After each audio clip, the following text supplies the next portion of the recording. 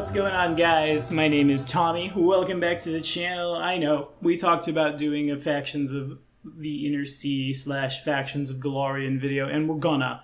But real quick, by popular request, seriously, I can count like 5 or 6 different requests that I've seen over the course of the Dragon Empires to talk about this place.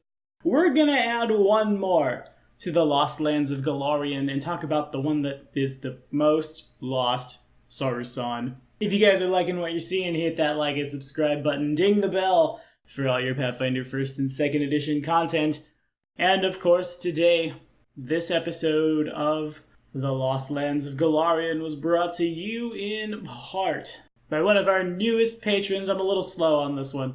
It's Mart. Thanks for your support, man. Hope to see you in the Discord soon. Now, let's dive in. Okay, so Sarusan is definitely the least understood and also smallest of Golarion's continents. It's located in a trackless sea south of Tian Sha's Valashmai Peninsula, far from, well, basically everything. All available information on Sarusan comes from ancient accounts because no modern expedition has successfully returned after journeying there. According to these ancient accounts, Sarusan is completely alien from the modern world. We're talking about a diverse land containing jungles, expansive plains, harsh deserts, you name it. Also, according to these legends, Sarusan and Tian Sha once formed a gigantic supercontinent, which was connected by a great land bridge. Long before the First Nations of the Dragon Empires rose, the Empire of Tamada was said to stretch from southern Tian Sha all the way to Sarusan, but due to their hubris, Hafeng smote Tamada's people and the land they lived on, that land bridge turning into the Wandering Isles of Minada. Follow this card right here if you didn't hear about that one when we were talking about the Dragon Empires. Everything from there forward is kind of just guesswork. Uncannily smooth obelisks on Sarusan hint at ancient serpent folk empires. Some believe that the black-skinned humans of the reed boat culture of Minada are descended from humans who once called Sarusan home.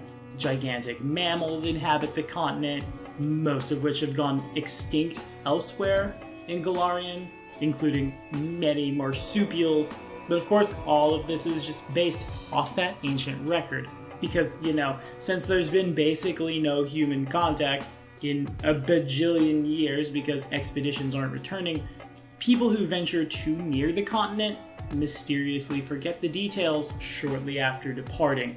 So, of course, like everywhere else on Golarion, Sarusan has a real-world equivalent here. We're looking at Australia. That's what we're looking at. All I had to see is fauna including many marsupials, and we're there. Though this time it's less a prison colony gaining independence and a little more a lost and mysterious land, which is kind of important, I feel, in a published setting for our GMs. Yes, I would like to see more information about Arcadia. Yes, I would like to see more about Kazmaron and the Padishah Empire of Kalesh. But leaving just that one island off in the middle of the sea that has no information ever is a really good resource for GMs because it leaves you room to leave your mark on a published world. Need to shake it up a little bit? Suddenly everyone's been teleported to some magical land. Want to go back in time and tell the story of a Tengu with a 9-ring broadsword smiting somewhere and blowing everything up and making islands, and the fallout where you live is the scope of the entire campaign? You got it. It's all right there in-house, and it leaves room for you as the GM to stretch your creative muscles in a pre-written setting. If I were to GM here, I'm not sure what I would do, to tell you the truth. I really like the Inner Sea and Tian Sha and all the pre-published stuff, and I've become very accustomed to GMing there, but the notion of enormous mammals inhabiting a continent does kind of appeal to me. They've got that island gigantism. I believe we definitely would break out at the very least megafauna, but farther than that, probably. The only rule seems to be, on a mysterious continent of legend, is that there are no rules. It's Sarusan. It doesn't have to make sense. It's the land of mystery. Deserts full of weird sand, shark, then well I guess that's a bullet. Okay, we can add some bullets, and everywhere in between.